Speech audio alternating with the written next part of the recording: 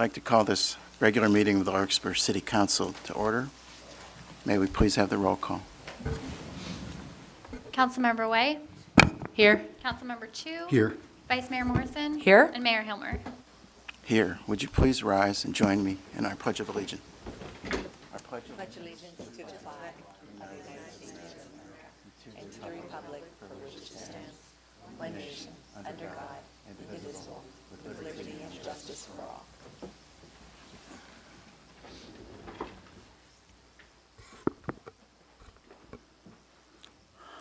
First item on this evening's agenda is a period for public comment. Are there members of the public that are here this evening that would like to ask questions or make comments on items that are not on this evening's agenda? 3 minutes per speaker. Good evening. Is this on? Yes? No? My name's Ross Hasselstein. I'm from San Anselmo. My son is in from out of town, so I'm going to speak on two issues that are not on the agenda and one very quickly that is. I was at a Supervisors meeting about a month and a half ago. They were allocating money from general fund to numerous projects across the city. Somebody drove from West Marin to thank the supervisors for allocating $15,000 to have an escape ladder for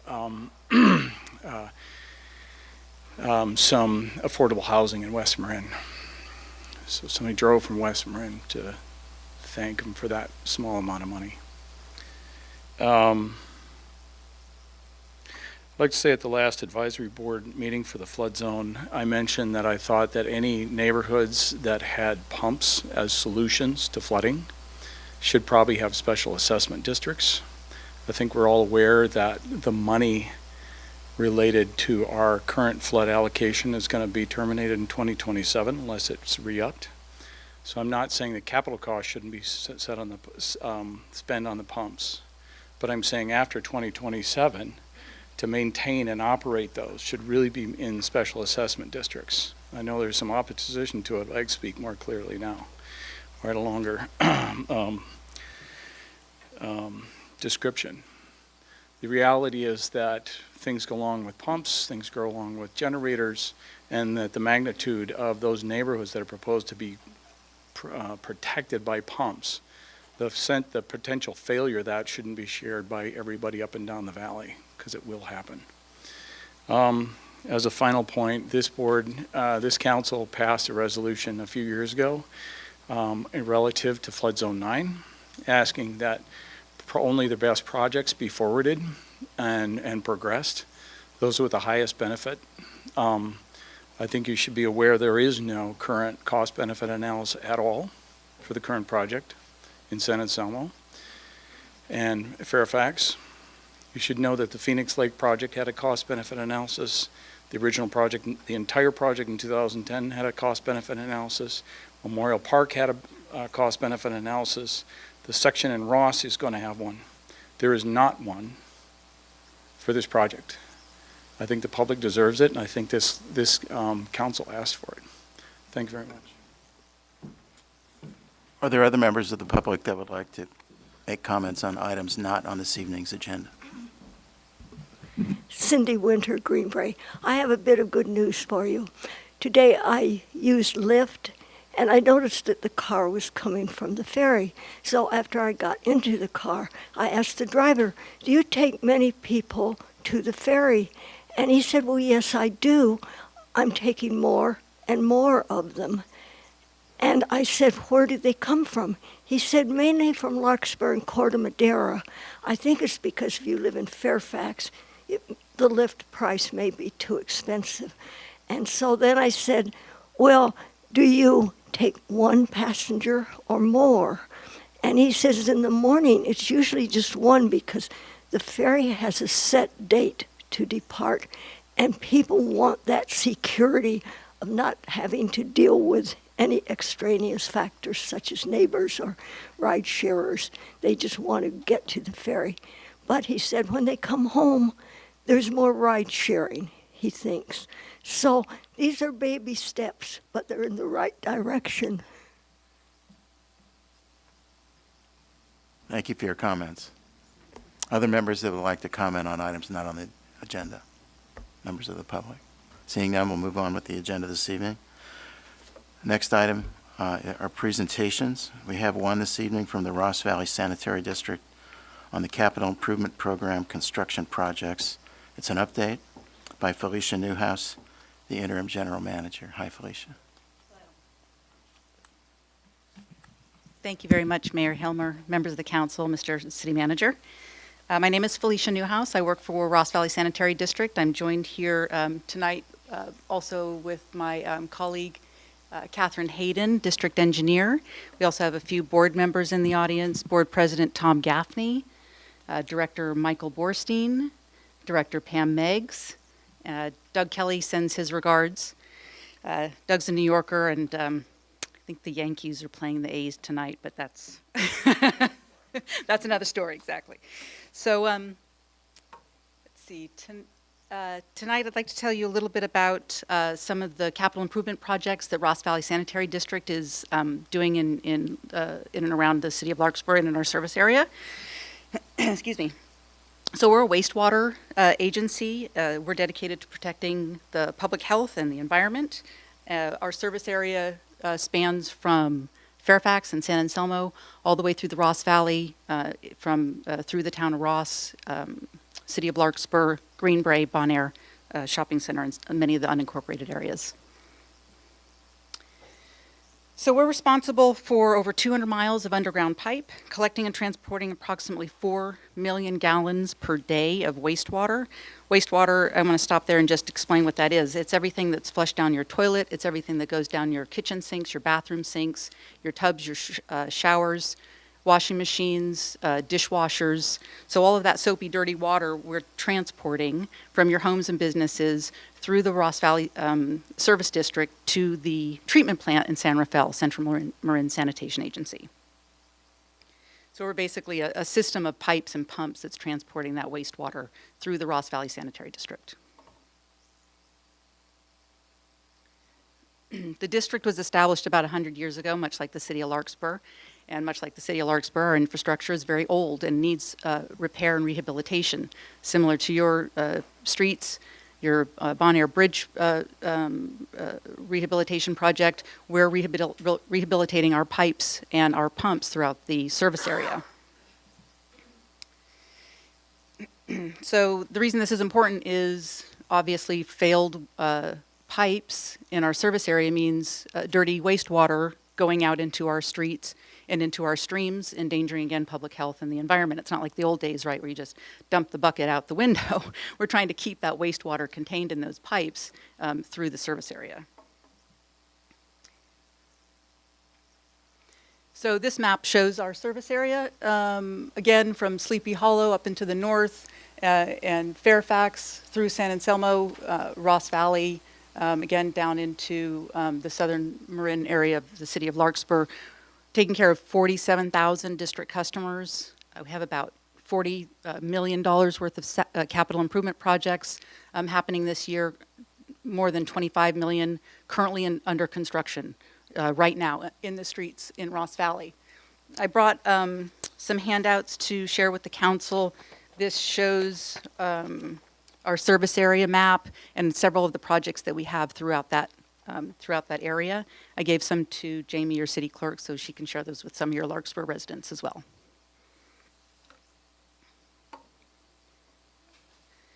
So construction projects.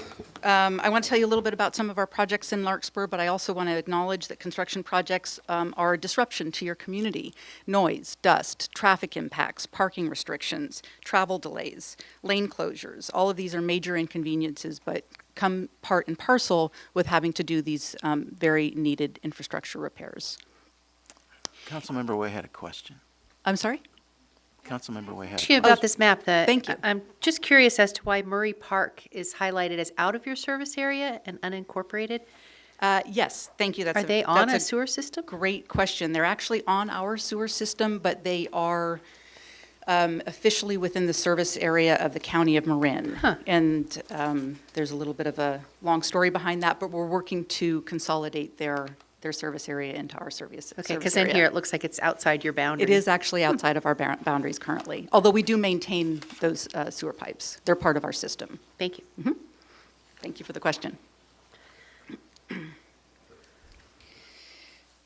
So in order to help Larkspur residents and other district district customers have information about these projects, we have developed some information on our website, which I'd like to show you tonight.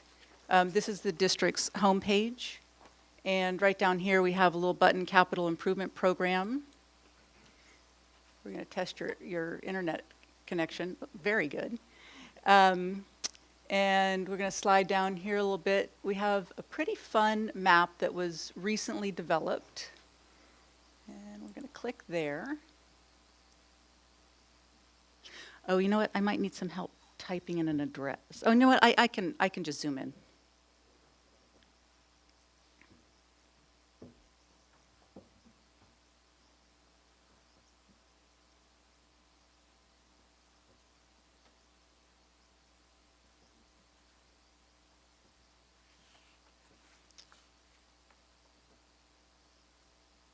All right, here we go. So you have a search button here, and if I had a keyboard, I'd type in 400 Magnolia Avenue in Larkspur, and eventually I'd get to this area right here. Can I do the, no, I can't. Let's go ahead and get right in there.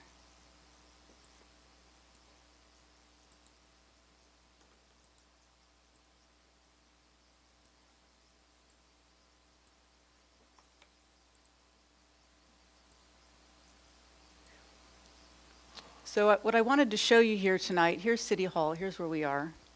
And we have a legend here. I hope you can see there's some different colors here. This is a darker color, this is a lighter color. So this project here on Locust Avenue is actually completed. This one over here, I think this is Eden Lane Stairs, this is Eden Lane.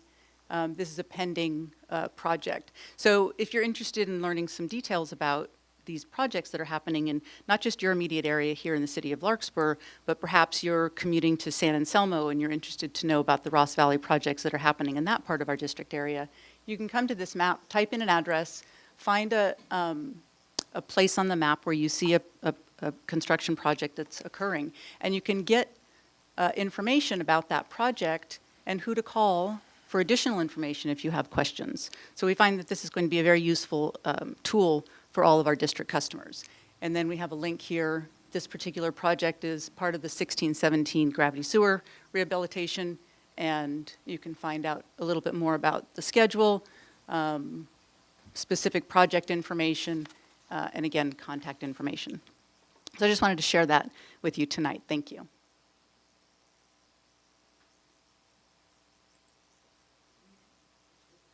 So here, again, is just a slide demonstrating that map, showing, again, active, completed, and pending projects, different construction methods. Here we have cured-in-place pipelining, open-cut, pipe bursting. Again, if you want to, kind of geek out on the construction methods, all of which, of course, are contributing to a more reliable, more efficient system performance. And this is particularly important in wet weather. And as I mentioned earlier, we were talking about trying to keep all of that wastewater in the pipes, right? But we're also trying to keep stormwater out of the pipes. And the reason that's important is because when stormwater comes into the pipe, it has a possibility of exceeding the capacity of what the pipe was designed to do, and that can contribute to sanitary sewer overflows. So we want to make sure that we're not only transporting wastewater safely and efficiently throughout the service district, but also that we have a tight system that's avoiding overcapacity sewer overflows. So we also have, in addition to these pipe projects, a couple of pump station projects in your area. Pump Station 12, this is a picture of near the gas station in Bon Air. We also have Pump Station 13, which is behind the Bank of America building in the Bank of America building in Bon Air. Pump station projects tend to have kind of a less of an impact on the public in general because they're contained in one area. We're particularly proud of these projects because they're pretty much updating what I would liken to, you had a 1970 Chevy Chevelle, and now you've got a 2018 Chevy Volt. You've got improved data collection systems, improved energy efficiency, improved mechanical systems, improved electrical systems. So these are all very important to contributing to higher efficiencies in our systems.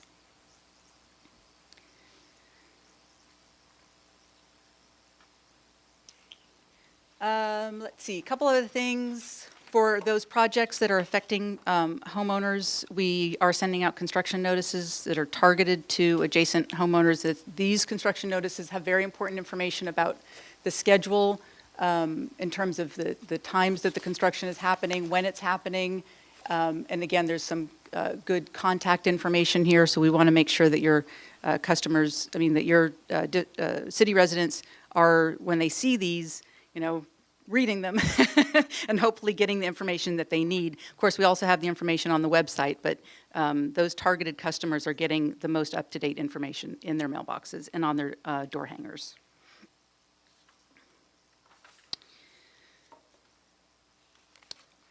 The district's efforts to improve our infrastructure system isn't just in our pipe system and our pump system. It's also partnering with homeowners to help replace their laterals. The lateral is the pipe that connects the homeowners or the business's structure to the main line of the sanitary sewer district's system, and it is the homeowner's responsibility to maintain. But we do offer cash grants and loans to help incentivize these homeowners to get their laterals tested, repaired, and replaced as necessary.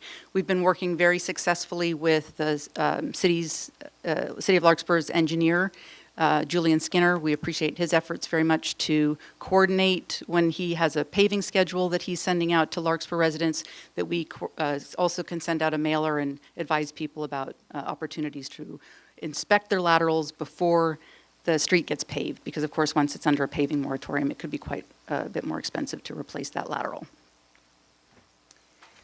So we're trying to get the word out in as many ways as possible. Updated website, Marin IJ ads, Pacific Sun News, these construction notices. We also have a general manager's monthly bulletin that folks can sign up for.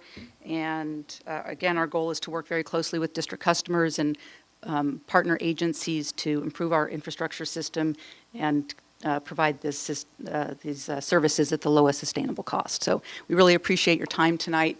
We're available to answer any questions, and thank you again for having us. Thank you, Felicia. Are there questions from the council? I have a question. Vice Mayor Morrison and then Councilmember Way. Felicia, thank you. Great presentation. Nice to know that you've updated your website. Nice to know that when there's a project happening, you do send letters out to the residents around the project.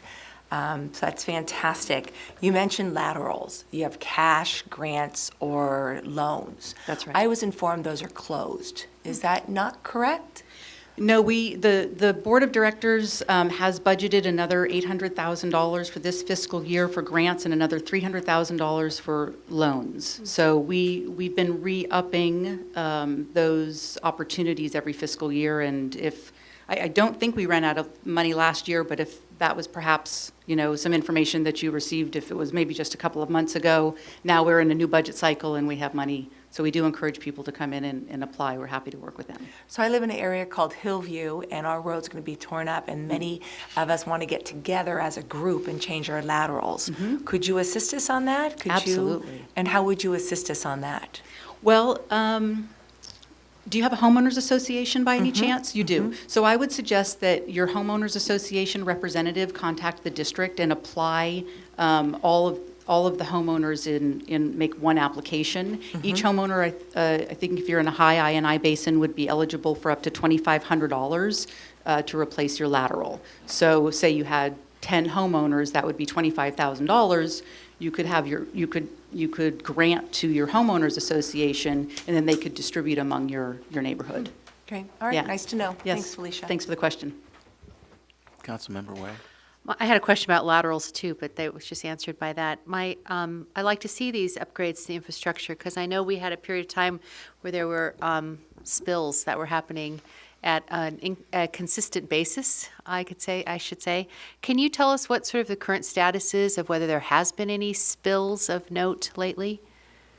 I don't have that information off the top of my head.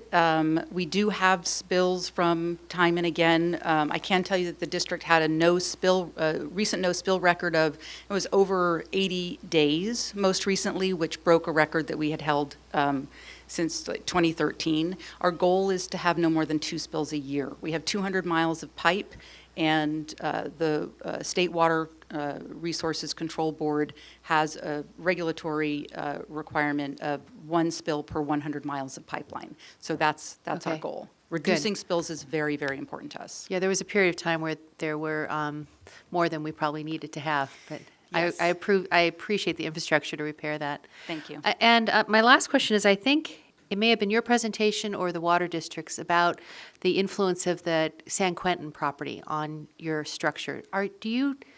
Does Ross Valley Sanitary move the sewage from San Quentin? I can't recall.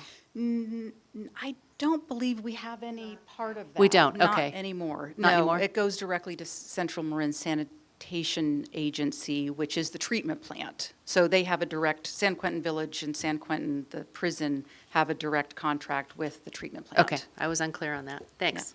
My pleasure, thank you. Other questions from council members? Councilmember Chu? Maybe just real quick, since you brought up all the financing, because at some point, I think people in our neighborhood may be interested as well. What are your loan structures? Up to $15,000 per house, and that's assessed on your property tax bill and amortized over, I forget if it's, how many years? 10 years? 10 years. Yeah. Okay, thank you. Thank you for the question. Thanks very much. My pleasure. I want to recognize my good friends, Directors Gaffney and Borstein. Hi. Thanks for coming this evening. Thank you again, Mayor Helmer. Thanks very much. Sure. Mr. Mayor and Council Member, I'm Tom Gaffney. I'm the current board president. Our staff has been telling us for, I think it's a couple of years now, how much cooperation we're getting on our lateral program. And it's extremely key because when you have a paving project, then we can coordinate either one of our sewer repairs or the laterals. And our joint customers then don't suffer from, replacing the pavement and then tearing it up immediately. But we've been hearing really good things about how your staff has been assisting us. So thank you. No, we appreciate the work and the help. All right, moving on to the agenda. The next item this evening is the consent calendar. Are there any items on the consent calendar that council members would wish to remove to ask questions or make comments? If not, I'll entertain a motion to adopt the consent calendar. Thanks very much. Good to see you. Thank you. I'll make that motion to approve the consent calendar. Second. I have a motion and a second to adopt the consent calendar. All those in favor of the motion, please say aye. Aye. Aye. Opposed? Motion carries. Next item this evening is the city manager's oral report. A few items for you, council members, this evening.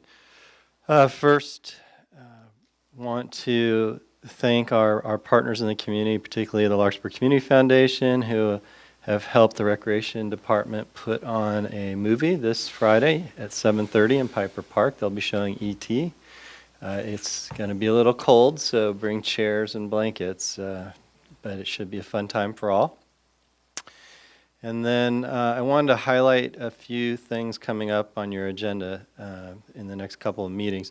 The first is, you may have noticed, we're doing a rather large construction project on air as the bridge is now well underway. In fact, I saw the first aerial shot of the change, and I think they're planning to take several of those. You'll actually, down the road, be able to sort of see a time lapse of every so often, the changes on the bridge. But we'll be doing an update presentation for you at the next council meeting on the 19th.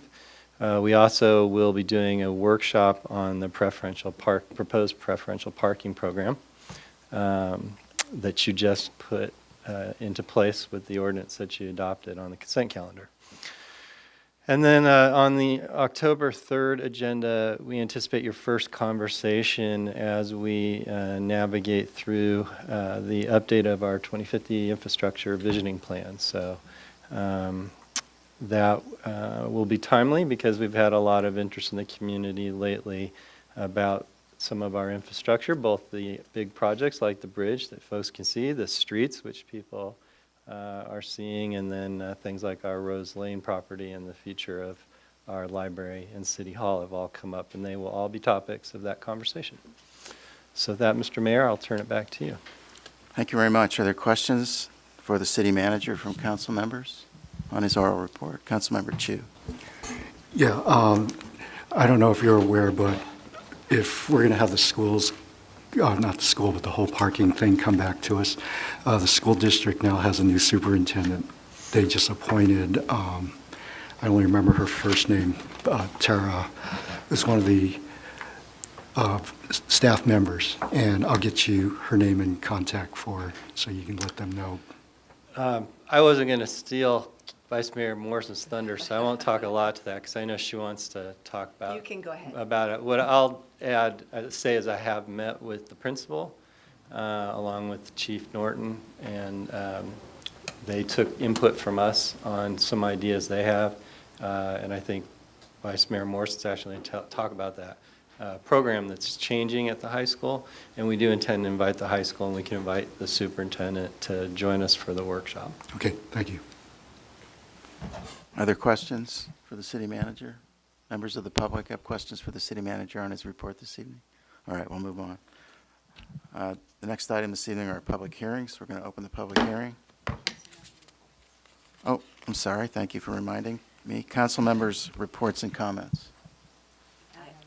I do. Vice Mayor Morrison. Yes. Thanks, Sorry Catherine. to jump in. I appreciate that.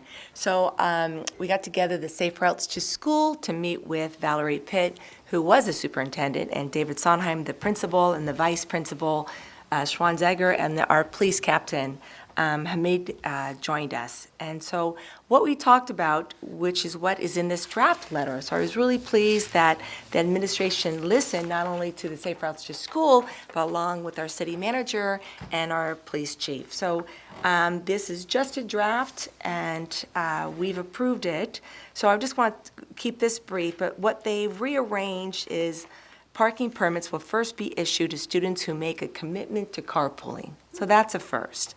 Students will, and then the second is students not carpooling will receive permits depending on the distance a student needs to travel from school to their home. So they have to bring a Google map, we have to see the distance, and whoever gets the longest will get a parking permit. And then what's really big and exciting is students will not be allowed, if they've got the parking permits, they will not be allowed to leave school campus. So that's great. And then when you throw in our city manager with the police, they talked about safe driving, which is highlighted, and they talked about students' parking permits, violation of student parking regulations, along with specific parking areas. So read the letter. Dave would love to have your input, and it's a good start so far. So I look forward to continue on with the conversation. One more, North Magnolia, we are going to have a winter festival from 1 to 5 on November the 10th. We're still in the process of working that all out together, the Larkspur Chamber of Commerce and the businesses. And what we do know is the stores have, they've all mentioned that they would like to decorate their stores with Christmas lights. We have wreaths that we already own going on the lamppost. And we're thinking of what other types of activities we can have to promote North Magnolia businesses. What date was that? It's November the 10th from 1 to 5. It's called the Winter Festival. That's all I have. Thank you very much. And thank you especially for your work on the parking issue. It's a good start. Well, Thank you. I appreciate your effort very much. All right, now we'll open the public hearing. We have one this evening. It's an ordinance number 1029, adding Chapter 9.58, Prohibition of Commercial Advertisements for Unlawful Activities and Uses to the Larkspur Municipal Code. May we have a staff report?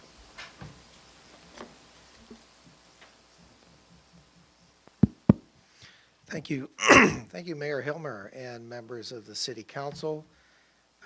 We're proposing a modification to the code to provide a more robust enforcement tool to apply towards unpermitted or otherwise unlawful uses in the city. This would be amending Chapter 9, Public Peace, Morals, and Safety, to prohibit advertising of uses and activities that are not permitted by the code. This is not intended to necessarily increase or expand our enforcement program, but simply provide a more effective tool in responding to complaints in the community. The concept for prohibiting advertising has been generated somewhat through enforcement against short-term rentals. These are, of course, advertised online through the web, and staff, we get a few of these a year. We generally achieve compliance through initial contact, but in other cases, it's really a cat and mouse game with some property owners, and it's very difficult to prove the activities without going through some pretty significant investigation, generating evidence, and so advertising is very apparent. And in discussing this with the city attorney's office, they're confident this is an effective way to, and legal way to do enforcement of the zoning ordinance and other parts of the municipal code. Some cities already prohibit advertising of unpermitted short-term rentals. This can apply to other uses as well, which are advertised online through flyers or other forms of advertising, such as vehicle repair in neighborhoods, unpermitted music events in commercial areas. These are things that it could be, if these are problematic activities, being able to enforce against the advertising is one avenue, very effective or potentially more efficient avenue of conducting enforcement. So with that, we recommend introducing and waiving this ordinance, this change to Title IX, find it exempt from CEQA, and return for second reading at the September 19th meeting. Do you have any questions of staff? Questions from the council? Councilmember Chu. Yeah, I think this is a good idea. I'd like to hear more. One of the things is that you had mentioned that it's difficult right now to even enforce what is not permitted. How will you be able to watch for advertising? Well, the advertising, when it occurs on the web, we often can find repeated advertising. But in actually doing an enforcement against the activity, you actually have to be able to generate evidence of the activity occurring. And so particularly the problem being is advertising occurs for some period, we warn the applicant or we warn the property owners, and they take the advertisements off for several months. And then the advertisements come back on, and we know there's activities. We know there's continuous activities through the comments on the website, on the Airbnb sites. It's pretty obvious there's something going on, but if you can't actually get to the house, and sometimes these are gated or very difficult to get to access properties, you have to go interview people, kind of create evidence to then say, we've proved that on this date you had people conducting short-term rentals.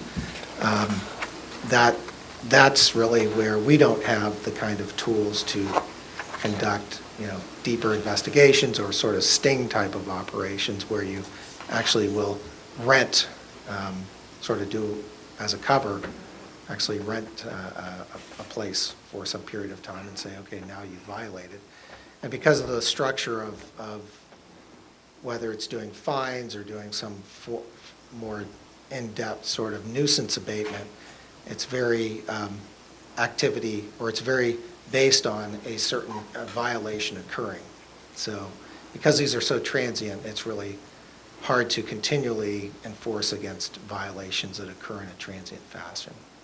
So it's just one form of doing this. I don't know that this will be the panacea or the most effective tool if the city really needs to do more enforcement against short-term rentals.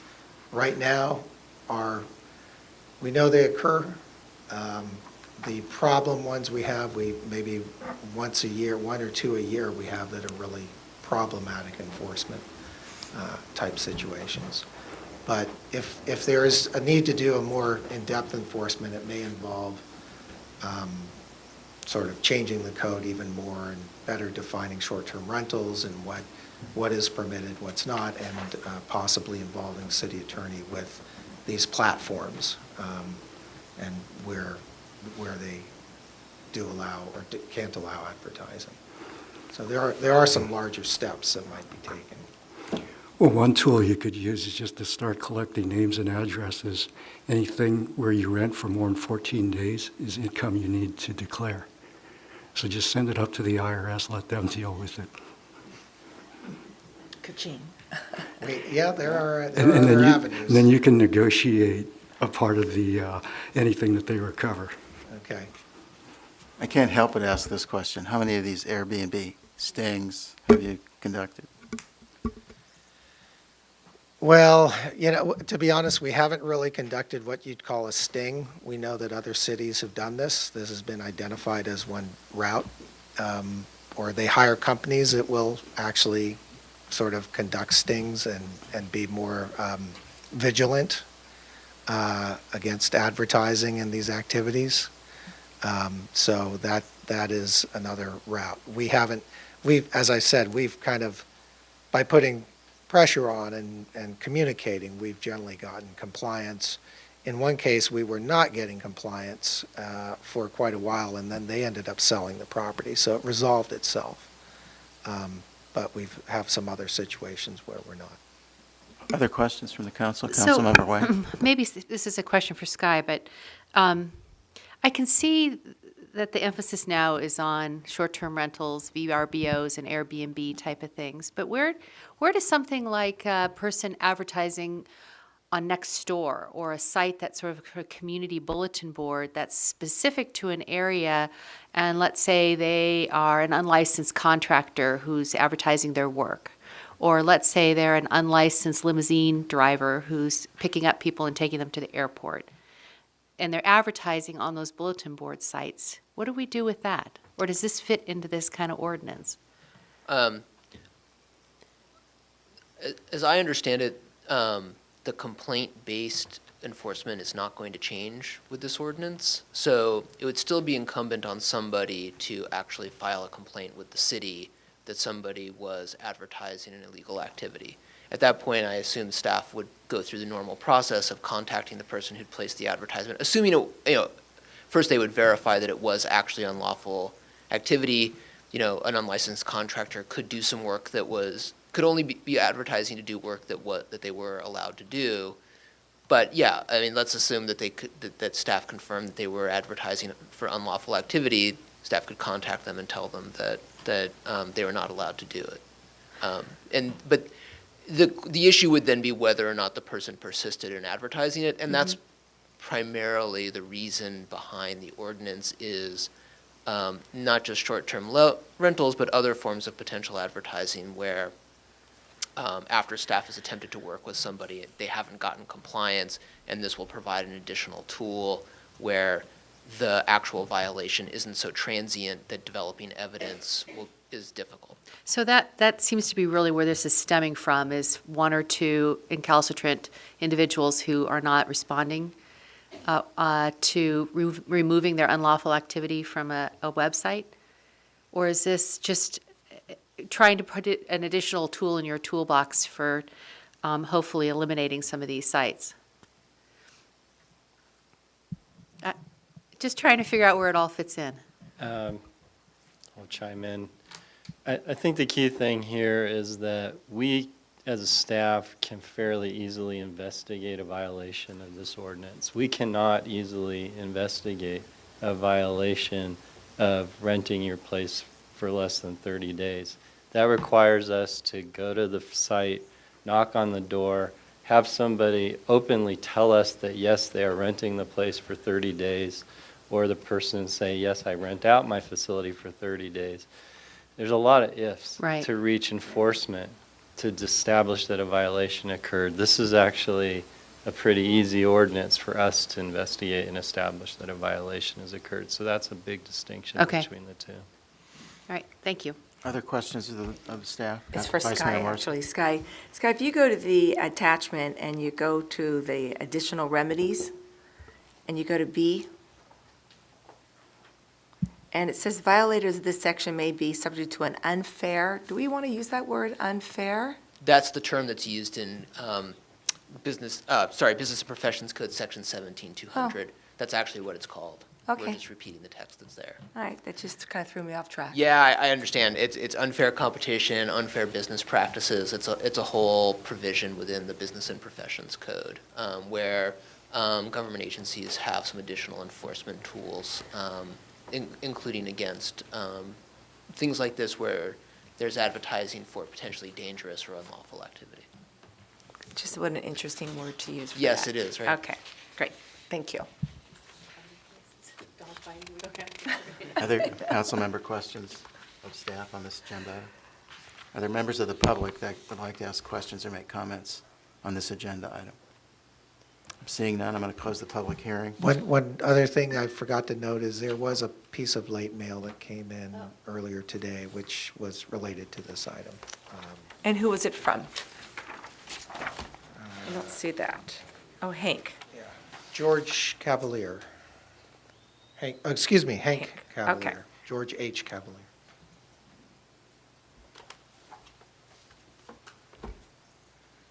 All right. Great. It is in support of Right, adopting thank you. the ordinance.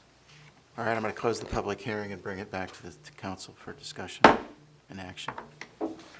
Any further discussion of the agenda item by council members? If not, I'll entertain a motion to consider the staff recommendation. I'll be happy to make that motion. For ordinance 1029, an ordinance of the City Council of the City of Larkspur amending Title 9 of the City of Larkspur Municipal Code to add Chapter 9.58 for the prohibition of commercial advertising for unlawful activities and uses. This is to waive the first reading and introduce the ordinance. There's been a motion. Is there a second? Second. We have a motion and a second. All those in favor of the motion, please say aye. Aye. Opposed? The motion carries unanimously. Thank you very much. We'll move to the business items on this evening's agenda. We have one item regarding flood zone number 9, Ross Valley Flood Protection and Watershed, an update and discussion of a letter we've drafted for consideration by the council to authorize the mayor to send to the Board of Supervisors. May we have a staff report, please? Yes, Mr. Mayor and council members. The mayor spoke with me about his desire to have an agenda item so that the council could discuss the current status of flood zone number 9 and general direction of flood zone number 9 because he is your representative on the advisory board for that body. Currently, the primary focus of the flood zone number 9 discussions is a project in San Anselmo, so we gave you some background about that project. They're also working in conjunction with the Army Corps of Engineers on a programmatic EIR for a number of projects that are in part being funded by the flood zone revenue.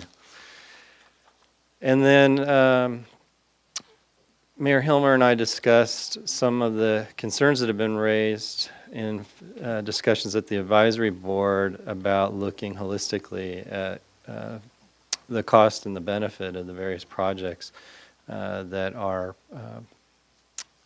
part of the program or contemplated to be part of the program. And so after our consultation, I drafted a letter on behalf of the mayor for the council to consider endorsing having him send that doesn't speak specifically to the project that the Board of Supervisors is considering, but is asking under their next meeting, which happens to be that that high-profile project, to also take a moment and discuss the general state of the program and possibly refer back to the advisory board a broader discussion of the cost of all the projects and the cost-benefit considerations going forward. So that's the draft letter in front of you. I think the mayor may have some information to add as your representative, and then it's turned over to you for general discussion with the specific action being whether or not you'd like to see this letter sent. The only thing I will add is at the last advisory board meeting, during the program update at the end of the meeting, I did discuss, and other advisory board members agreed, staff agreed, that we're roughly halfway through the time period of collection of the monies, and it would be a good idea to review the funding priorities and see where we are overall. I sit on the budget subcommittee reviewing the budgets. The information over the course of the evolution of the program has evolved somewhat, not only the projects, but the way the budget reporting has evolved as well. We were really trying to keep a close eye on the funding gaps between where we are now and the remaining unfunded portions for each project as it was moving along through its development, always keeping an eye on changing cost estimates as more and more information, therefore more and more potential costs are added along the way. So it's been a very interesting educational process. And while we recognize that the individual projects have their merit, at the beginning we were really talking about the cost benefit of the overall, given that the entire valley participates in funding the program. It's been a while since we've looked at that, so we thought this would be a good time. And as I say, at the advisory board level, the advisory board members, we didn't take a formal vote, but everybody nodded in consensus, as did staff, that it would be a good idea to look at where we are and what we have yet to do, especially given the unyet identified or unyet reported to us collective impacts of sea level rise, storm surges, and all the things that are going to be coming from the other direction from the bay. And we're at the catch place for things happening, both impacting us from upstream projects as well as these new impacts that are coming. So I want to make sure that we keep a close eye on cost benefit as we move through this, and make sure that we're never in a position of being left paying for upstream projects and then left be alone paying for our own as the impacts in the lower part of the creek are identified and added to the overall program. I just want to try to keep my eye on the ball as things evolve. So and I thought it would be a good time for us to discuss, at least acknowledge the kind of milestone place we are in the process, and hopefully support in my asking that we kind of look at things overall, especially given where we are in the process time-wise, and we're the next one to receive the next batch of analysis and studies along the way. And So that's what I wanted to add.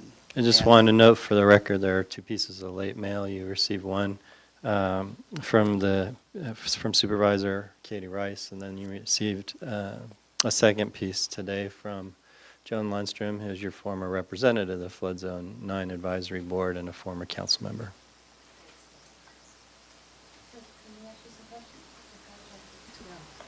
That would be the next step. Are there questions of staff or myself?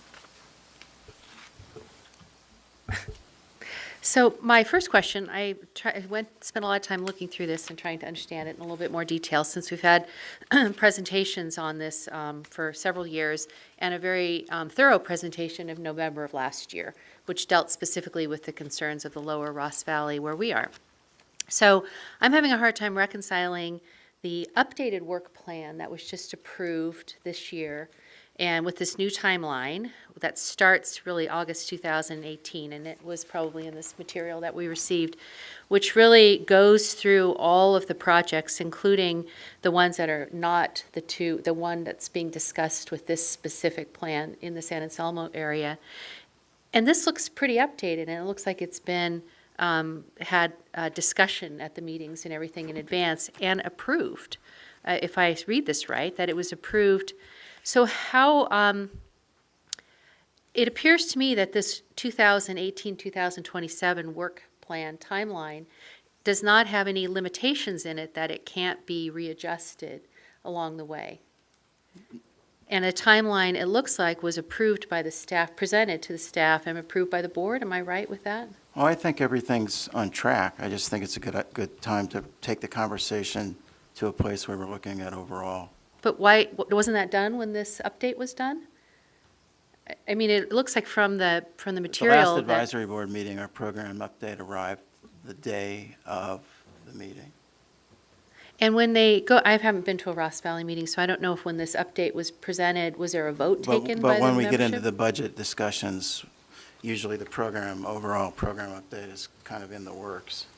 So we get allocations of staff time toward activities, but we never see construction cost estimates or anything like that. So it was requested by advisory board members that we do this. Everybody agreed. I don't think there's much discussion here. The letter reflects a request that everybody's agreed to take, that we should do. That's what I'm just questioning, is Yeah. because I'm listening to And your I report think that everybody agreed. the and- information, that's been presented reflects where we are today, which is fine. We're not trying to stop anything. Well, not trying to stop something is different from, well, might stop something if this is approved, but I think it may Right. also indicate, Well, the EIR is on its way to be approved for the San Anselmo flood reduction project on September 18th before the Board of Supervisors. And it was recommended that it be adopted by the advisory board. so just to clarify, this work plan, this new work plan was adopted in total by the advisory board in these order of events, We recommended adoption of the budget, which included the work which plan. included the Yeah, things in there are this particular There are order. activities associated with each one of those projects, including the Lower Creek area study, And which we this- haven't seen yet. And this came about from many public hearings and many public meetings, et cetera, and work We product. have one per quarter at the Flood Zone Advisory Board meeting. I wouldn't call them, it's an ad hoc committee, it's not a. Yeah. The flood zone is the Board of Supervisors wearing the hats as flood zone district board members. Okay, I'm a little just concerned I'm that sure we Katie go, can update. yeah, that if we come across with a letter that sounds like we're going alone and pushing back against a process that's appears to have been very thorough. I mean, I'd like to hear from other people, a process of public hearing, a public comment and analysis. I mean, I'm sure there's a lot more to be done as far as cost-benefit analysis, as Mr. Asselstein speaks of. Well, there's But that been doesn't mean that $28 can't million happen. collected to date. $23 million's been spent. Where's that in here? I didn't see It that. was part of the presentations at the advisory board level. I'm just saying, we asked that we look at everything. Everybody said, good idea. So we're going to recommend that the Board of Supervisors discuss doing that. If they don't want to, they don't have to. But we think it's a good idea. We're the advisory board. We recommended it. All right, so the advisory board is made up of one representative from each city in the, It's a board appointed. Board with appointed. Members from each city in Ross Valley? by the Board of Supervisors. And I It couldn't, has representation from the various community areas as well as some at-large. and are we the only city with a letter that's of this nature at this point that we know of? I don't know. Probably, I don't know. Probably, yeah. Because we're at the Okay. end of the line. Everybody else has got their stuff adopted, and everybody's, they're getting their stuff paid for. Well, I want to make sure we get it, that we're there too.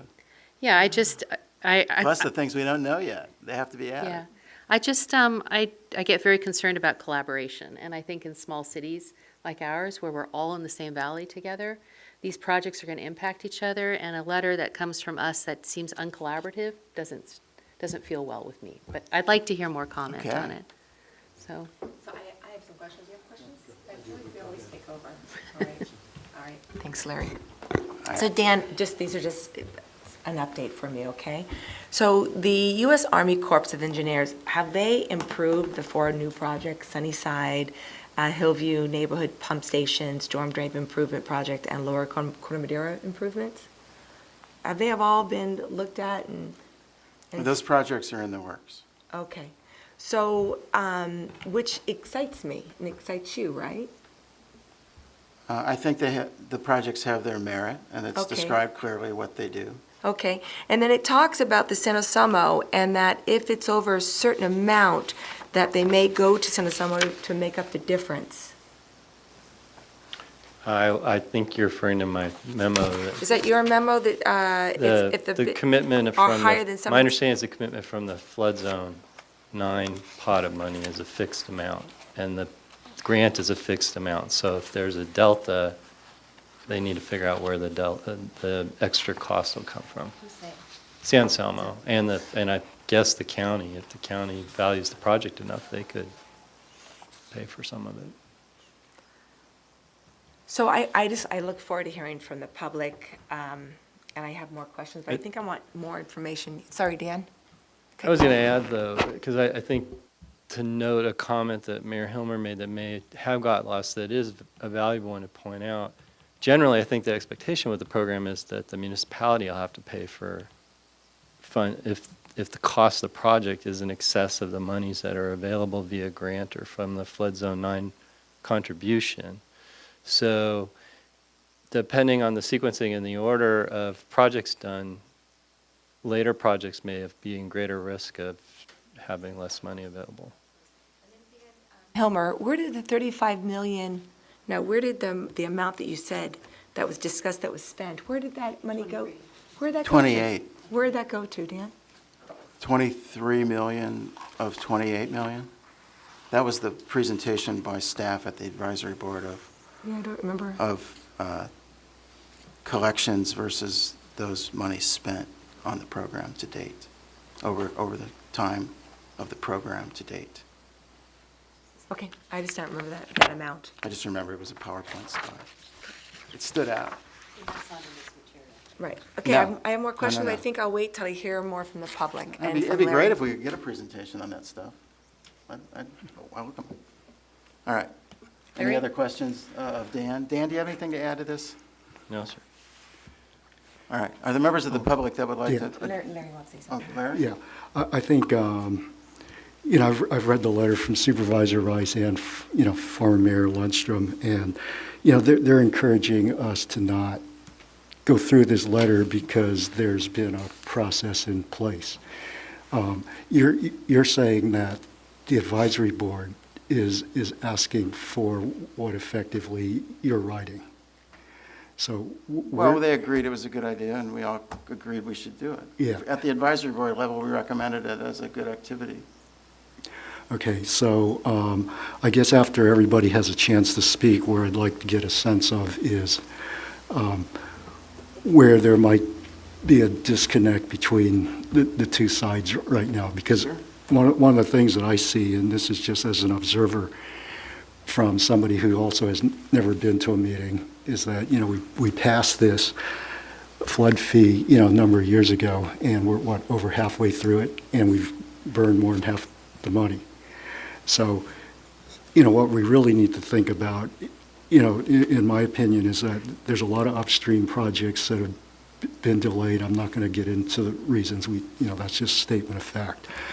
But at some point, the things that were supposed to be downstream, I share the same concern that you do, in that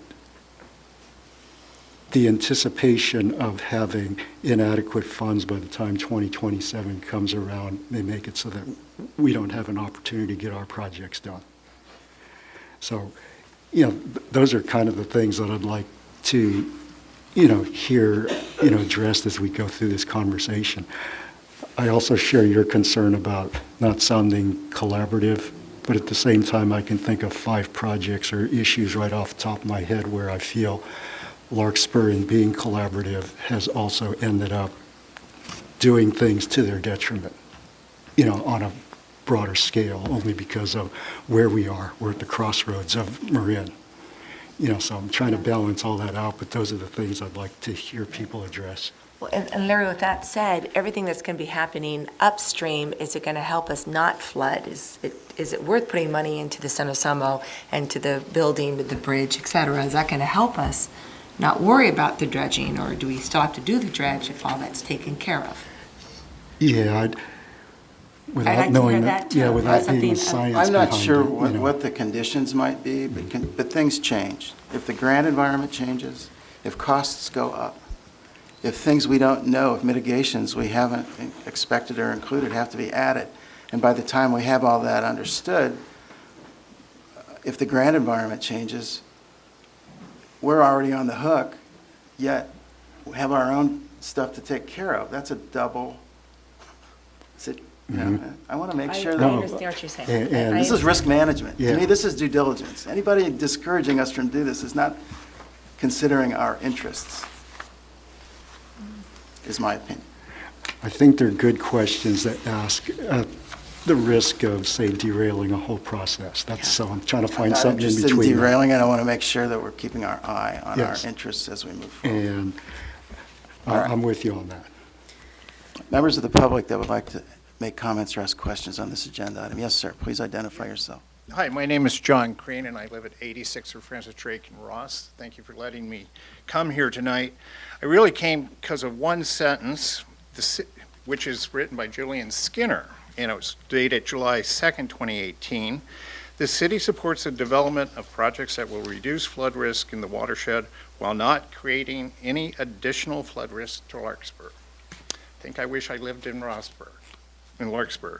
I have been notified that my house is going to be, I was never notified that my house is going to be flooded in Ross. I purely found out by accident. And last night I was out talking to some of my neighbors who we all live on one contiguous strip. Very few of them realize the impact of what's going to happen because there's been no formal notification. And all the houses line up on one side of the street and go all the way to They line up on one side of the street on Sir Francis Drake and go basically from Barbara Ave on Sir Francis Drake all the way down to Sir Francis Drake Bridge. After that, the claim is that the project does not flood beyond that, the San Anselmo portion of it. So I love your letter. I like the asking of the cost-benefit analysis. I think that makes more sense. It's all of our money, it's all in one pool, and I think everybody wants to see an efficient plan get put through that actually works. We have questions. My neighbors, most of whom are elderly, I'm the young kid on the block and I'm 65, do not know what's going to happen to their homes.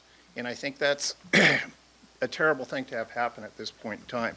The list of homes, which you have in front of you, was only released on the 28th.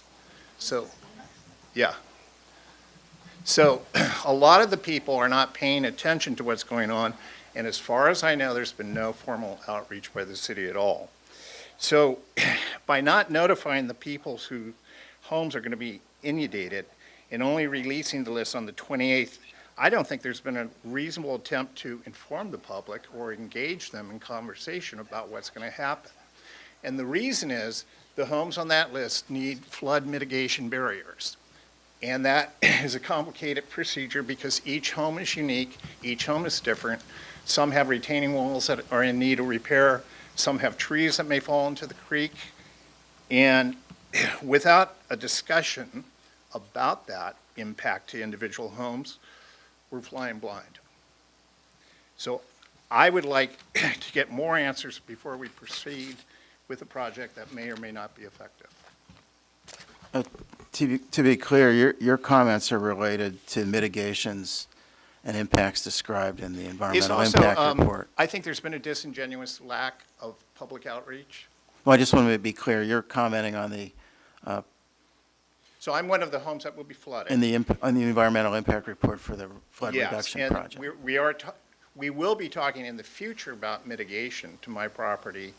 and others. It's worth noting that if a single property owner does not go along with it, and you can see there's a whole line of homes which they have the right to deny permission to come onto their property, then I've been told by the hydrologist, Matt Smeltzer, that it could flood and destroy the entire integrity of the complete project. So one guy I go along with it, one guy 2 houses upstream doesn't go along with it, and it ruins the plan.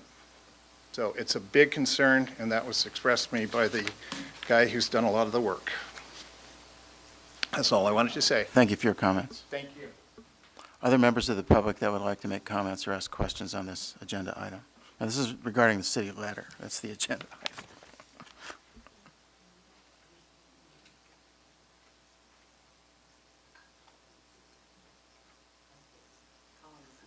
Hi, please step up to the microphone and identify yourself.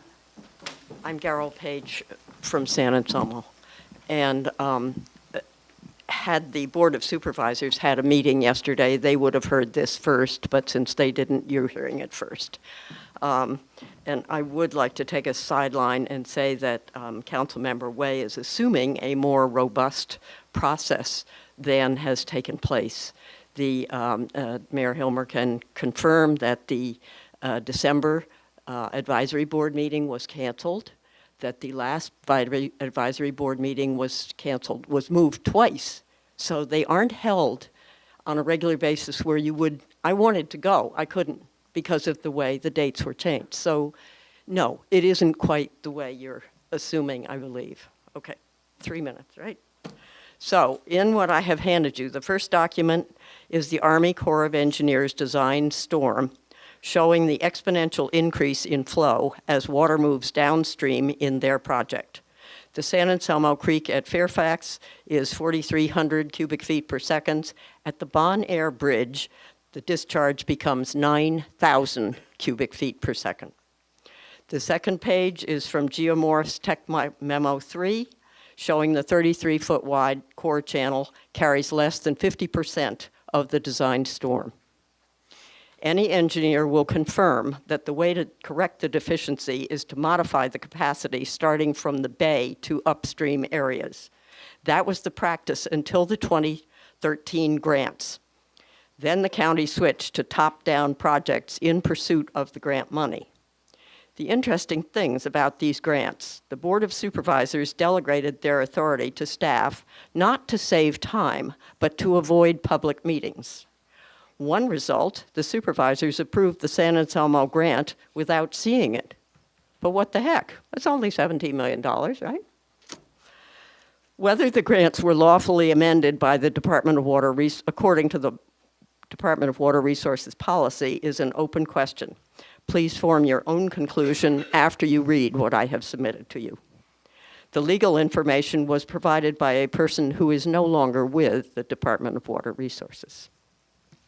The $14 million Corte Madera Creek grant describes Ross's concrete channel as seismically unsafe.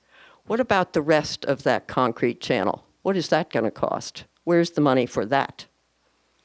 We have multi-million-dollar projects, no estimates of inherent and future costs of those projects, no confidence that the county can accomplish all these new duties, no indemnification for the participating communities, and obvious exclusion of affected parties, as you have just heard.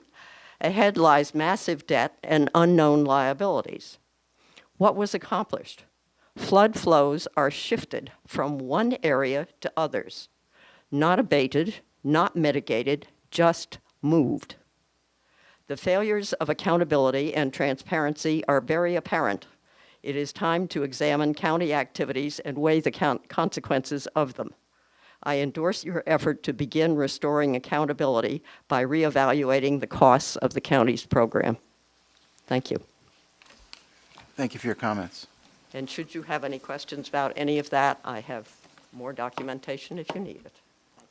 Are there other members of the public that would like to ask questions or make comments on this agenda item? Please step up to the microphone and give us your name and address.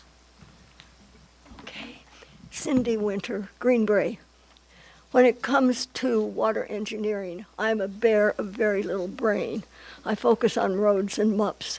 TAM's Measure A includes good recognition of sea level rise and its effect on low-lying roads and paths, and environmental groups are likewise concerned.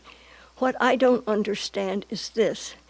If it is true that the upstream flood retention work will shift more water down to lower Corte Madera Creek, what effect will this have on our susceptible roads and paths that are so low-lying, and at the same time, perhaps, as a king tide in conjunction with normal sea level rise? So that's all I have to say. I can't get into the technicalities of the engineering. Thank you for your comments. Other members of the public that would like to comment or ask questions on this agenda item? Hello, Arlene Fox from Hillview. I apologize for the last-minute rush. I was watching your council meeting on the TV, so I thought I'd come in, rush in a few comments. As you know, I've been following this issue for many years. The one thing, well, actually several things concern me. The flood zone district, or the county representatives, provided some modeling scenarios. All those scenarios did not include the city of Larkspur, and they should have.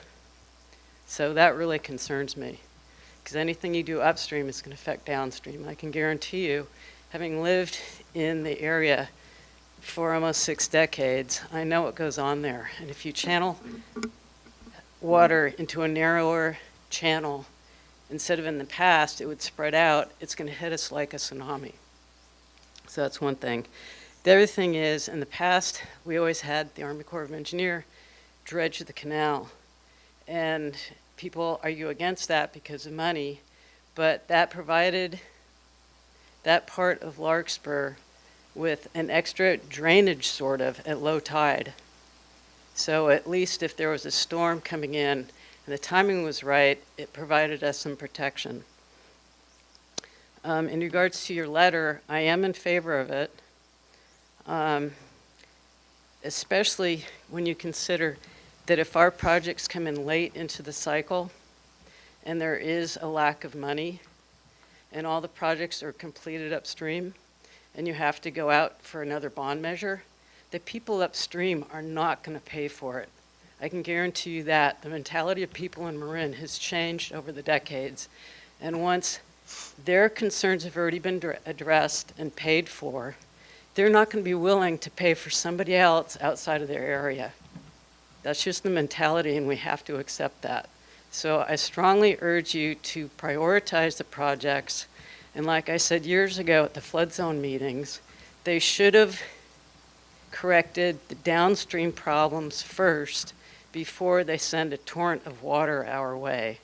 And that was ignored. So anyway, I do appreciate your concern on this, Dan. Thank you. Thank you, Arlene. Hi, Katie. Hi. Good evening, Mayor Hilmer and council members.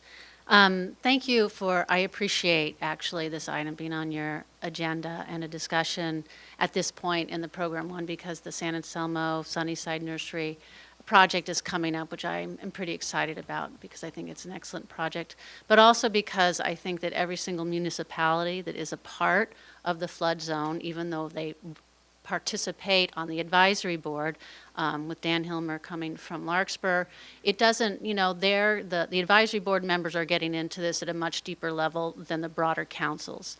And though staff tries to get around to each of the councils and comes to our board meeting to present for unincorporated Marin, it's not a lot. It's a lot going on and a lot of detail and hard to get your arms around. I think that the mayor's letter, frankly, hits on 2 points that are important. And, I encourage the advisory board to continue looking closely at the project list, how they are moving forward, and at the budget, which you all have been doing. And frankly, it does make sense at a halfway point to say, how are we? I do think in the last couple years, there's been actually much more scrutiny, and I think hence the materials you're starting to see that really paint the picture of where we're at. And in the letter I sent to you, I tried to describe the process and the evolution as to how we have gotten, the flood program has gotten to where it is, and I hope that helps. But the even bigger point that Dan raises is around a concern that is more probably intensely felt by Larkspur and I would say Green Bay Kentfield than upstream. And as you are looking out at the Corte Madera Creek in this lower reach, you have a visual reminder every day of your vulnerability, not only to flooding coming from a rainstorm up the watershed, but also to sea level rise, which is a whole different animal. The flood district, the stormwater fee that funds the Ross Valley program can't fix sea level rise. Some of the studies that are included in the work program today actually it may not be as relevant to the alluvial flooding that comes from the upper watershed as to informing and helping us figure out what to do about sea level rise and the storm surges you're talking about.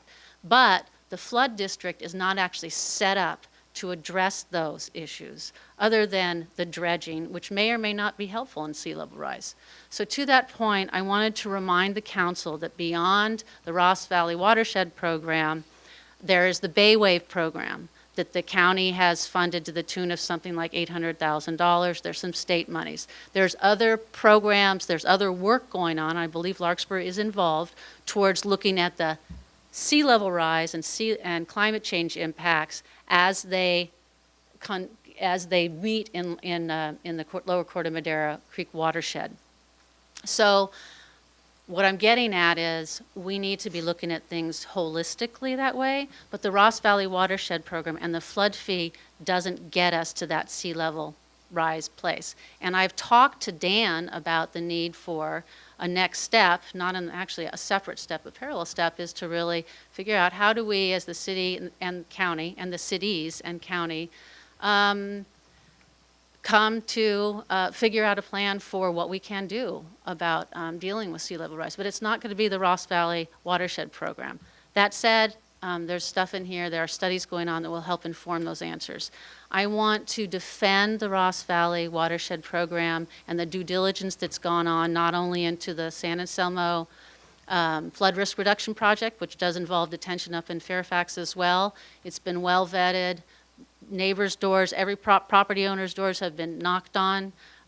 Lots of outreach. I feel good about it. I think that you can feel good about it as a partner organization in Flood Zone 9, and I think you can feel good about the evolution of the program. That doesn't mean that we shouldn't always be keeping a magnifying lens on how it's going, how the budgeting is going, and are we going to be able to get to where we want to get. But I feel good about the due diligence to date, but I don't criticize the mayor or the council for asking to ensure that we continue to do that due diligence and to make sure that we're not leaving out any member jurisdiction from what we can do to help around the alluvial flooding piece, and to that degree, how can we help inform solutions around sea level rise. But that's about all I have. I don't have any staff here. We didn't know about this letter until late last week, and I can answer any questions to the best of my ability, but I feel pretty good about where we're at, but I also encourage vigilant participation on the part of all the member agencies. And I also think that this is a great model. We are showing collaboration, and I think we can do it. We do it in a lot more areas as well. But I'm happy about this program, and I'm happy about the multi-jurisdictional nature of it. So that's all I have. Sure. Vice Mayor Morrison has a question. So Katie, with the projects being completed in San Anselmo, are you concerned that the water come rushing into Larkspur? I mean, as Arlene mentioned, because it works so well that we're going to be inundated with water when the flood does happen? Do you see? So you know what you see are concerns, and you see. I do. So I'm not a hydrologist, but I can tell you. But you've had it evaluated, Oh, correct? oh, yes, evaluated. Dan knows this has been well evaluated. I'd like to hear your point of view on that. So, for one, the way the valley works, if you want to get into it, is there is a confluence, there is a topographical area right about the border of Ross and San Anselmo, in which most of the water, whether it's in the creek channel or out of the creek channel, gets back, comes to a center point, and then flows on down. The San Anselmo Fairfax project is not going to add any more water to what's going downstream past a certain point, past that confluence. The hydraulic modeling does look farther than what you're shown, if you look in the EIR. They have looked downstream. One of the most important aspects of this project, we do no harm, create no additional flooding. And if we do create additional flooding, that needs to be mitigated. Hence, the outreach to John Crane and other neighbors. There's a handful of properties that will see a slight increase in water levels. They're already in the floodplain. And to that end, we are compelled to offer mitigation, and then it's up to the property owner to accept that mitigation. But as far as impacts downstream in Kentfield and Larkspur and Green Bay, there you will see no change, maybe an imperceptible lessening of the amount of water that would be coming down, just because we are adding detention in Fairfax, which is holding back water. So this detention basin that you're putting, that's being discussed, and the building being bought, tell me about that building that's being bought. I mean, if that does not get approved, is the whole scenario not going to work together? The project is two parts. They must go together. We already have an option on the property. Okay.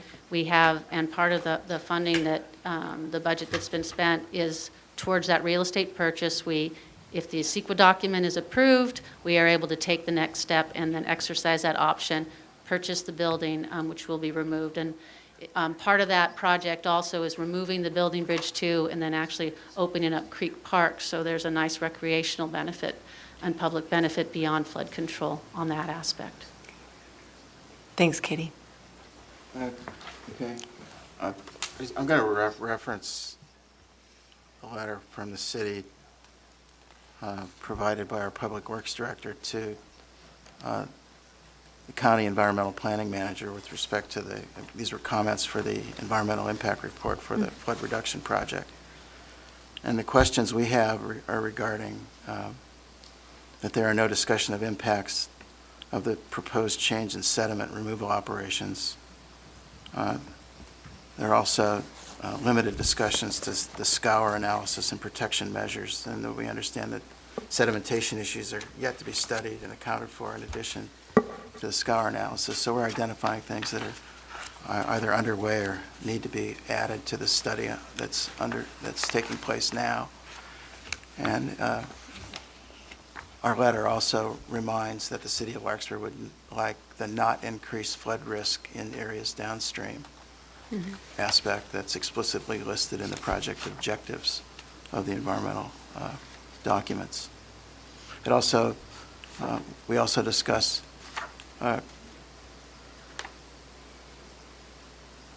commenting on the discussion of downstream flows from the project, and that identify that the discussions of the downstream impacts appear limited to general watershed and areas in the vicinity of the Winship and Sir Francis Drake bridges. But we understand that detailed project design and modeling will include further analysis of the additional flows and their impacts downstream, including specifically in Larkspur and Greenbrae. So there's a lot of information yet to be reported. Yeah, And I just want to comment, when this started 10 years ago, there was a dredging project in the program description, and there was an estimate of money that went with that. Things have evolved. Now that project is a study. So I just want to say we're keeping our eye on our skin in the game here. So I just want to make sure that's what we're doing. So could first on the comment letter that your Public Works Director sent. So the final EIR with responses to comments, I think came out on Friday, or earlier, I lost track of days, just came out, and so all of those comments will have been responded to, should have been responded to. I'm not sure if Julian's seen it yet. I haven't had a chance to look, but I am sure they were responded to, and if there were more, if they prompted more study and analysis, that would have been done and will be included in that document. With regards to, yes, I recall as well. I mean, there was an assumption made that there would be dredging needed down in the lower earthen channel. And part of what actually has been analyzed in that time since, and as part of the study that's referenced in here, is how much dredging is actually necessary, or what kind of dredging, because actually even the dredging techniques have changed since years gone by when the Corps would come through and do stuff. So that's still important to know. We need to know what sort of dredging needs to occur in order to keep the creek capacity what it needs to be in order to handle the flood flows. And then also, as you know, the science now is informing us there's certain ways to dredge differently that allow natural sediment clearing to happen more easily. And then we are working on the Hillview project with your town to address the flooding issues in Hillview, and I think we keep working on it, and I do think every single member jurisdiction should be pressing to address the problems that they have, but then also look at this holistically. We're trying to reduce the chronic flooding that has happened in the Ross Valley. It happens in the major floodplain areas, and we're starting to make some progress. And as far as I'm concerned, this is one jurisdiction. I care about all these cities and towns, and if we're starting to actually make a mark on this, I think we're making progress, and we can be proud of it. So. Well, you understand, we just want to make sure it's not all for one except for us. And I don't think it is, and I don't have the facts and figures in front of me around how much has been spent or what's gone directly towards a Larkspur solution, but I'm looking at it, it benefits Larkspur, it benefits the broader community, and frankly, as I mentioned, on the sea level rise and the sea level rise and climate issues are something we have to address, and actually the county has been addressing and putting money into outside of the flood district. So Well, I think that's important to sure. recognize as well. Well, I think our Arlene Fox captured my concern most eloquently, better than I can express it. Vice Mayor Morrison, you had another question? I did, okay. Katie. Shoot. Go ahead, Larry. You know, right now, it appears that there really isn't anything that's work in progress for Larkspur. There's something on the list, but we've always known that it was kind of a phase 2 type of thing. Now, as we're halfway through this, and reflecting on the comment you just made, if we have an uncertainty in 10 years about refunding, and at this point, we already know that even to complete the existing projects that are working may not end up having enough money even to do those things. So what kind of assurances can Larkspur get? You don't have to answer this question today, where something is actually tangibly done downstream. And I'm not answering this very well because I'm not a hydrologist. I'm also not I'm not as tied into Bay Wave. What I think I'm trying to say is sea level rise is not going to be addressed by the Ross Valley Watershed and Flood Zone 9 district funding or our mechanism. It's not the authority. What I'm suggesting is what the Ross Valley program can do in terms of sea level rise, which is actually probably the bigger threat here in Larkspur, is to help with the work we are doing towards informing solutions that are actually going to have to find different sources of funding, and probably through a different collaboration. I don't have the answer for you. All I can say is I don't think Larkspur is being left out of the equation. I think that we're trying to move forward with projects that are feasible, that will have a real benefit in terms of reducing flooding and help with watershed health along the way. I can understand your concern that you're not necessarily to get the dredge project of 1965, but the dredge project of 1965 isn't going to help Larkspur right now either. So I've got communities in unincorporated Marin in the Upper Valley that will see no benefit from these projects, except knowing that the town of Fairfax or the town of San Anselmo won't flood as badly, and that's a good thing for them. Can I ask exactly what is, at the beginning when the vote was taken, the concept was 100-year flood protection. What is the flood reduction that's currently being identified as the benefit? Like, was it a number of inches in the floodplain, or what? How exactly is that summarized? I think that, well, you know as well as I do, the goal was 100-year flood protection.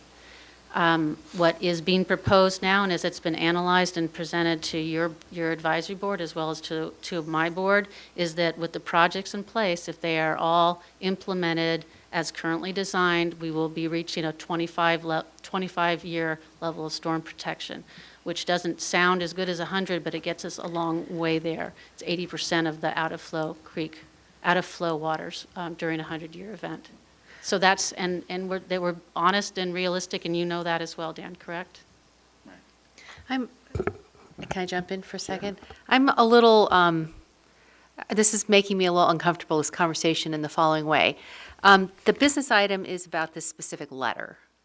We're bringing up in our public comments and everything a very complex amount of issues about the entire project. And background is important, but I'm a little, I think we may be delving deep into issues in which we have little background knowledge at this point for this particular agenda item. I'm also a little, I want to give Supervisor Rice the credit to realize that she just found out about this agenda item Wednesday or Thursday, so was unable to bring staff who could answer some of these questions that we would like to ask on this, which is why I feel like we need to bring it back to this letter and the impact of this letter. That's where I'm seeing this, rather than delving into an entire dissection of the project right now, unless we put that on an agenda item in which we can actually have proper representation to ask some of these questions, because there's a lot of unclarity to me.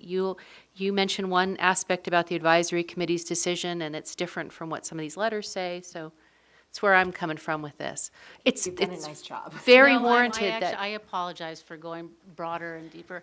I want to recognize, the mayor's concerns. I think they're less about the program than about the challenges we have, both with addressing flooding, addressing sea level rise, and finding the funding, the solutions and the funding to do it all. And I am committed to working as hard as I can to address those issues and with the mechanisms we have in place. But anyway, I've probably spoken too much. But Well, you've just to indicated we clarify, have I am consensus. concerned about the program. I have concerns there, too. Well, we'll get to that later. But it sounds like from the some of the things that you've submitted and discussed is that the consensus of the 4 participants in this project in the Ross Valley, that there is consensus at this point to move forward with this EIR adoption on the meeting next week. The advisory board has, and all the members of it have unanimously approved it, recommended it to the flood control district, which is the Board of Supervisors. There are representatives from each of the towns. They're pretty actively engaged. John Wright is the chair of the board. Bruce Ackerman from the Fairfax Council is the Fairfax rep. Chris Martin, who was on the Ross Council for many years, is the Ross rep. Very engaged. I'm impressed actually with the depth that folks get into in terms of understanding the program and the projects, and the advisory board has been a factor in how it has evolved. So, yes. And while there may be members of the community, I'm not saying it's right or wrong, to want to have a stop the presses type of moment and reevaluate. Has the Board of Supervisors received any other letter from any other city that you're aware of? Not that I'm aware of, but It's early yet. The agenda, I think it's going to be on the September 18th agenda. We have a distribution list of something like 700 or 800 folks who have signed up beyond the cities and towns for notification when there's any kind of action in flood zone 9. There haven't been a lot of comments coming in. I think there was, I want to say maybe a couple dozen comments that came in on the CEQA document. So trying to keep people informed. I don't know if the cities have written letters or not, but I do know that their council, the other councils, the Flood Zone 9 reps do report back to their councils on what's going on. Thank you. Okay? Thank you. Yeah. Other members of the public who would like to comment? New information? I just want to clarify the record. I apologize in advance if I'm petty. I just want to say nobody's ever knocked on my door. I found out quite by accident from a Ross employee, town of Ross employee, who was handing out a flyer, and he inadvertently mentioned that 2 inches or more is going to be pushed into the creek and that these homes are going to be flooded. That's the only way I found out about it.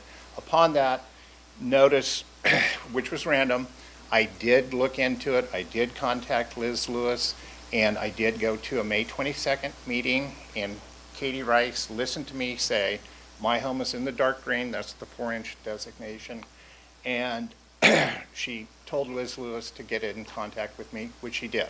My point being, not all my neighbors have been that aggressive in seeking out information. I had one neighbor at 98 Sir Francis Drake last night who has been told by the county not one home upstream or downstream will be harmed. He was rather shocked to find out that he's on the list I gave you tonight. I won't waste any more time, but I just want to confirm nobody from the county has ever knocked on my door. New information? It's information you've heard months ago, Carol Page, San Anselmo. This is about your letter in the program. When you are told that sea rise is the problem and the issue, and the alluvial plain is the issue, please remember that sediment moves both ways. It moves in from the bay in the channel, and the tidal action now extends to the Kentfield Rehab Hospital. So all the way up there is part of the Corps' problem. Whether it is part of the program is your problem. Thank you. Thank you very much. You don't build a model unless you know what the sediment is doing. If you do not know what the sediment is doing, and the county has admitted they do not, I will give you 100 emails on that, then you have a problem with your model, because your model needs to know what is the bottom of the creek. If the bottom of the creek is in one place concrete and the next is filling in sediment, the model doesn't understand that. And you get a bad reading, which I think is why the knowledge is stopping at the Ross tennis courts, and you're not finding out anything more. Thank you. Thank you very much. Other public comment this evening on this agenda item? All right. We'll bring it back to the council for any further discussion. I don't believe this is an action item. Oh, that authorized me to send the letter, right? All right. So we'll bring it back for that. Councilmember Chu, you like to start? You know, in light of what I've heard tonight, I kind of see the letter as really a no harm thing. Because what it's really doing is it's addressing the things that people have come to this council about. And, you're saying that it's a consensus that your advisory board has come to. If there's any kind of disagreement on the part of the county or whatever this flood control district is on that, they can just respond back and give whatever rationale or justification if they disagree. But I think it's still a good question to ask. So I will support sending the letter out. Who's next? Sure. I just had to make that comment to focus us back to the letter, because this is a huge multi-layered project. It's 10 years in the works. I don't have enough information to comment about the specifics of the projects, et cetera, or the engineering or the hydrology. So my primary issue, and I think previous Mayor Joan Lundstrom discussed this, is about the need for Larkspur to remain a collaborative partner in this work with our other districts. And I think Supervisor Rice said it well, that the valley is one big connected community in many ways. And that I don't want to put us in a position where it's an us versus them arrangement. I don't think that that will serve Larkspur in the long run well. So I'm not thrilled with this letter. I won't block it, but I probably, if we have a yes or a no or a abstain, I would like to abstain from this letter. And Dan, because you're the liaison, I know this discussion is continued on the advisory board, and that's the reason we want you to continue on the flood zone 9. But I just, with the advisory board all approving this, all the projects, this letter, I just don't know if it's needed, because you're voicing the concern for Larkspur, and I think you're also demanding that you want to make sure that we are protected, and the cities are protected, and that's, I mean, I'm hearing this loud and clear, is that correct? I want to make sure that this does not get lost as we move forward, that we take this look. I don't mean to block you off, sorry. My concern is that it will get lost. Well, you go on record, too. But Dan, will this letter stop the projects from going on? Will this letter make, you just want a reevaluation of all the projects that's being discussed? Is that what you're asking from this letter? I would like an evaluative, a priority evaluation step in the process because of, and I think Katie said it pretty well, we're halfway through. It's a good time to take a look at the whole thing and see where we are. Wasn't that a comment? Wasn't that discussed that this 2018 revision plan involves continuous due diligence as to the projects? That's what I heard Supervisor Rice say, that these are not, this timeline and work plan is adjustable based on due diligence and further review. Due diligence for the projects may not include an overall program review.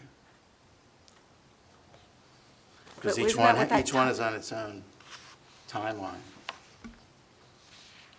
Parallel. The program is made up of projects up and down the watershed. I need to have a better understanding. It's not intended to be a political letter. It's intended to be Everything's political in this community. a common sense request. Is there a motion? If it fails, it fails. Or just, I mean, if all you need is a motion to submit the letter, then I'll move that. Is there a second? Guess you're going to have to second it. All right, I'll second it. There's been a At least you motion can and call for a second. vote. All those in favor, say aye. Aye.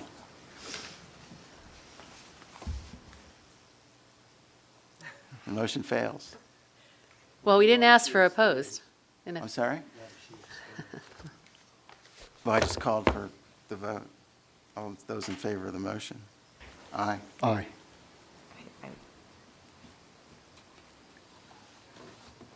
So call just for, don't- call for objections. Are there no's? I think you have to ask that Yeah. by law. Is there one no? Yes, Yeah, I there's don't two agree no's. with the submission of this letter. I just don't think we And, need. and you're voting no as well? Yes, So I it's am. 2-2? Yeah. So that fails. We need Mike Okay. Pence here to do the decision-making. All right. Controversy on the Larkspur Council. Rare. Thank God you're our liaison on that flood zone I 9 board. I will You will keep at it. keep my eyes open. Thank you very much. Can I make one final comment about this, Dan? I really, I think this is an issue we need to keep front and center, and more reporting to us that you can bring back at regular council meetings, I would really appreciate it, because some of this, And just remember, as things upstream get hardened, and we don't have yet a study or a project where cost allocations are dedicated to us, we're in the position that both Larry described and, again, Arlene Fox described perfectly. And much of the money collected is being just allocated to staff operations. So we're not banking money against projects on these fees. We're going to be dependent on grants or indebtedness that would possibly exceed what's being collected now. So if our costs to our projects have to go back out to the voters. Arlene captured it perfectly. Upstream voters are not going to vote to support us as we voted for them. Well, we saw that just in our street So repaving. we're going to be left holding the bag if we don't Well, that's where the due defend our diligence part territory. comes in. And nobody else is looking out for us except us. So that's Well, what We the have letters, Katie that's what the Rice letter's looking about. out for us. The letter's not about not being a collaborator or a team player. It's about looking out for the interests of property owners in Larkspur and Greenbrae. And I think if Kevin were here, he would agree. Yeah, and I think in terms of trying to get further support for an extension, because you know that you're going to need to go for an extension, if you end up with certain segments and large enough to where they either perceive or see no actual benefit from it, then you're not going to get those votes, and you need 2/3. The threshold now is so difficult to meet in today's climate. Well, if the That- grant environment changes, what's, things are maybe at risk now that are the projects now, too. Well, there's one thing I can suggest after tonight's decision is that if you truly do have other members or have a unanimous, agreement with you on at least wanting to take this up, that maybe the advisory board as an I mean, advisory board. We don't even have a definition of what economic feasibility is. Our feasibility is really focused on what the grant programs define as feasibility. Yeah, well, what I'm getting at is have them write this letter, Them meaning, the advisory board That would have made a members. big difference, Yep. in my opinion. If we had more than If there was, one city. if there was consensus of the advisory board about this, then that should have, that's why I asked that question, whether there were other cities. I would have been supportive if there was a consensus letter. If we want to bring back a consensus letter, that would be a different conversation. But going it alone, well, we've already voted, but going it alone was the issue with this one. Yes, sometimes Larkspur waits to do things, I know. and there's sometimes maybe we ought to be the first one out there. sometimes it's called leadership. All right, we'll move on to Okay. the agenda. I think we're it. The next item is adjournment. Is that right? Yeah. Is there a Yes. motion to adjourn? I move that we adjourn the meeting. And I'll second it. Those in favor? Aye. Aye. All right, meeting's adjourned. Thank you very much.